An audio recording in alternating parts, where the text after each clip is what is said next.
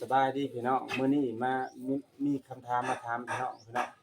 คือบัดนี้พี่น้องอันมาเฮือนใกล้บ้านใกล้เฮือนเคียงนะพี่น้องมันมาอยู่นำบ่าวใช้คำใช่แน่พี่น้องมากินข้าวนะแต่ตอนนี้เขาเจ้าอันสิจับแลกผ้าห่มพี่น้องเป็นตาจะกลัวบ่พี่น้อง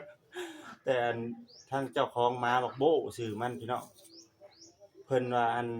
เพิ่นสิแลกผ้าห่ม5-6พื้นแต่เพิ่นเสนอมาให้อันบ่าวใช้คำใช่แน่ว่าซื้อไว้บ่คันบ่ซื้อน่ะสิแลกผ้าห่มพี่น้องทางพี่น้องคอมเมนต์มาดูควรไถ่ชีวิตน้องไว้บ่พี่น้องคอมเมนต์มาดูพี่น้องเป็นตาแพงอยู่ได้อพี่น้องบักโบ้มันมาอยู่ในเฮือนอันบ่าวใช้คำซุมื้อเด้อพี่น้องอันนี้พี่น้องบักโบ้ราคา200,000พี่น้องควรไถ่ชีวิตน้องไว้บ่พี่น้อง